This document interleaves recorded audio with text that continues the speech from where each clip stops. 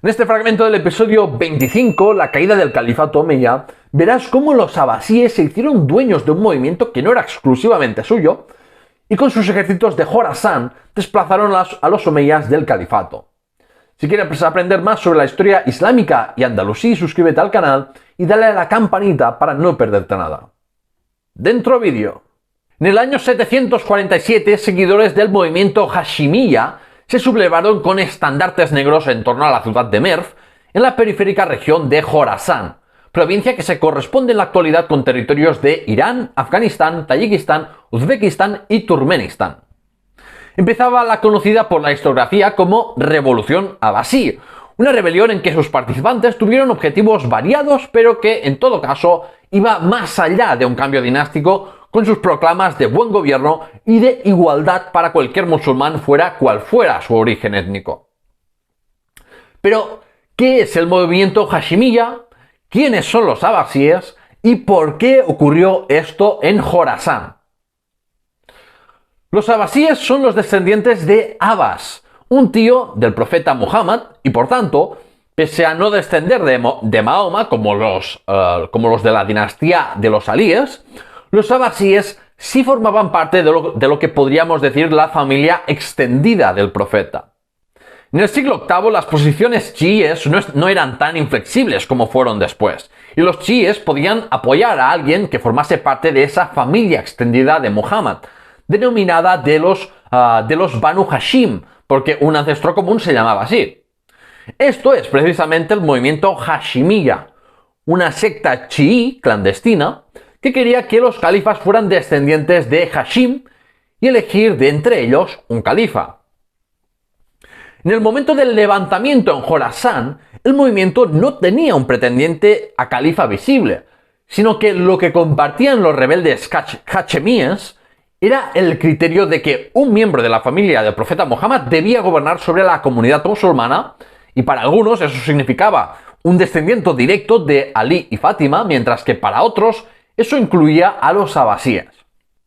Solo fue después que los abasíes se adueñaron del movimiento, y por eso algunos historiadores cuestionan, con razón, que se pueda llamar este fenómeno como revolución abasí. Que el movimiento Hashimiyya tuviera más apoyos en Jorasán que en ningún otro sitio se explica por varias razones.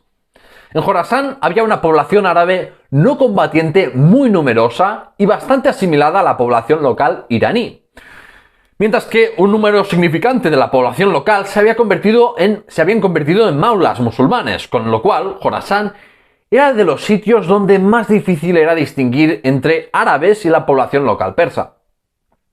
Se casaban entre sí y convivían como vecinos, socios o amigos, y por esa estrecha relación entre árabes y no árabes, muchos árabes de Jorasán se posicionaron a favor de las demandas de igualdad de los maulas y a la visión universalista del Islam, contraria a la supremacista árabe de los omeyas.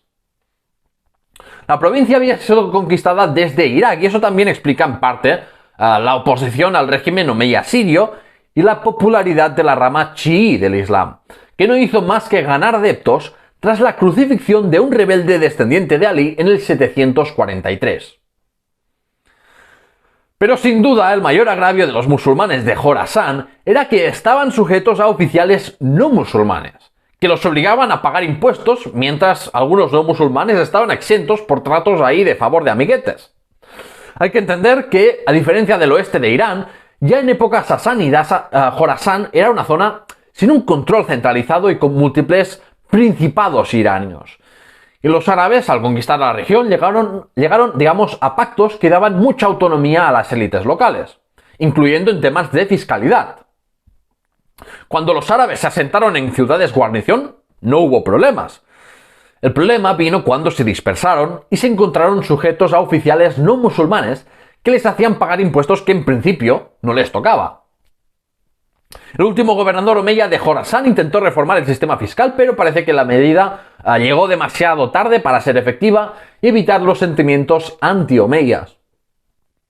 El terreno para la rebelión era aún más fértil si tenemos en consideración que desde que en el calendario musulmán llegó el año 100, el año 722 nuestro, hubo en el mundo islámico un surgimiento del milenarismo y de la expectativa de la llegada de la figura mesiánica del Islam, el Mahdi, que debía eliminar el mal antes de la llegada del juicio final. El movimiento Hashimía se aprovechó de estas expectativas empezando el levantamiento con estandartes negros asociados al Mahdi, en la periférica región de Jorasán para así emular la égira de la Meca a Medina. Del mismo modo que los medinenses ayudaron a Muhammad a derrotar a los líderes de la Meca, los árabes e iranios de Jorasán ayudarían a los familiares del profeta a recobrar el poder político y religioso sobre la Umma. ¿Y qué participación tuvieron los abasíes en este movimiento en su etapa clandestina? Bien, los abasíes se habían asentado en Jordania y no se habían mostrado políticamente activos como opositores a los omeyas durante bastantes años. Esto cambió a partir del 716, cuando circuló el rumor de que los descendientes de Alí habían transferido el imamato a los abasíes, lo que les daba legitimidad a los abasíes para reclamar el califato desde el punto de vista de los chiíes. En la década del 740, los abasíes, encabezados por Ibrahim al-Imam, fueron tejiendo una extensa red de alianzas y seguidores gracias a un maula de los abasíes llamado Abu Muslim. Los propagandistas hachemíes de Irak y de los abasíes asentados en Jordania consiguieron apoyos de árabes de Jorasán, especialmente yemeníes, persas y otros no árabes que estaban cansados de ser tratados como ciudadanos ahí de segunda, líderes religiosos piadosos que consideraban a los omeyas más como reyes o tiranos que como califas, y de leales de la familia de Alí que creían que solo los descendientes del profeta podían gobernar la Umma.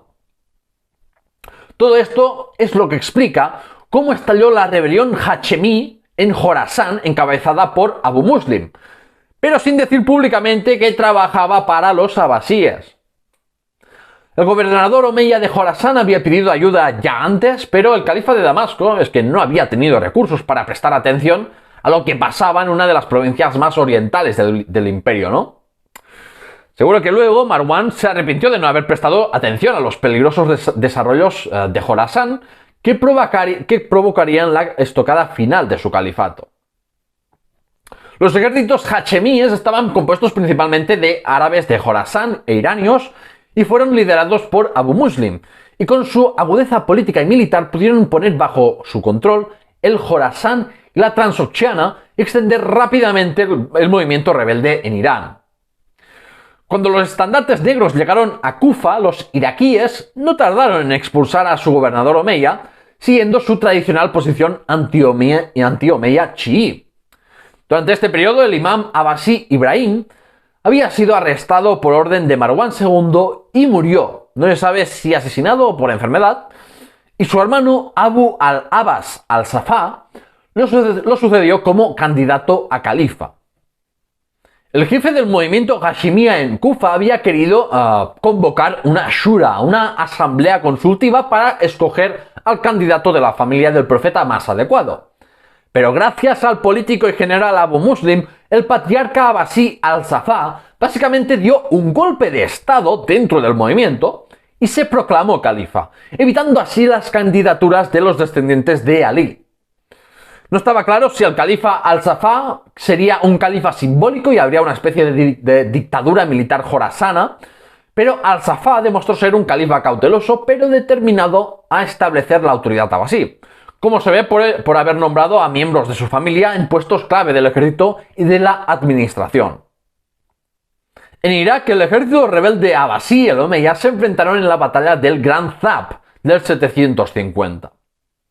Pese a estar superados en número, el resultado fue una decisiva victoria abasí y la resistencia omeya terminó tras esto, con las ciudades capitulando una a una frente a los ejércitos de los estandartes negros y aceptando la nueva dinastía califal. El califa Marwan II huyó hacia Egipto con la intención de levantar un nuevo ejército, pero murió peleando contra los soldados abasíes que pretendían capturarlo. Muchos omeyas habían muerto en la batalla del Gran Zab, pero el tío del califa al-Safá se dedicó a perseguir y asesinar salvajemente a los omeyas que quedaban, por ejemplo, en un famoso banquete al más puro estilo boda roja del Juego de Tronos que convocó con falsas promesas de amnistía. No es difícil de entender que intentasen eliminar a toda la dinastía omeya, porque en la segunda fitna la dinastía había perdido el control de casi todo el califato, pero milagrosamente había podido recomponerse. Y los abasíes querían asegurarse que su califato no durase 2 días. Solo unos pocos omeyas que se escondieron lograron sobrevivir, entre ellos un nieto del califa Hisham ibn Abd al-Malik, que haría un largo viaje hacia el oeste y fundaría el Emirato de Córdoba. Los abasíes llegaron al poder prometiendo el oro y el moro a grupos heterogéneos de descontentos, pero no cumplieron con las expectativas generadas. La revolución no hizo que se volviera a la nostálgica época de los califas bien guiados, donde supuestamente se tomaban las decisiones por consenso y piedad religiosa, ni tampoco el califato dejó de ser hereditario o terminó en manos de los descendientes directos del profeta. Sin embargo, en un aspecto clave sí se mejoró, y es en la inclusión de los no árabes en la nueva sociedad islámica que se estaba gestando. El imperio de los omeyas era un estado árabe e islámico, pero ante las crecientes conversiones de los conquistados, o bien el imperio se desislamizaba, o bien se desarabizaba. Y como el Islam era un elemento cohesionador muy potente, estaba claro que lo que tocaba era terminar con la supremacía étnica árabe, pese a mantener una supremacía, digamos, cultural en lengua árabe. El imperio árabe islámico cayó y nació un imperio musulmán multiétnico. La era de las conquistas árabes había llegado a su fin, y ahora era la era del florecimiento de la sociedad islámica.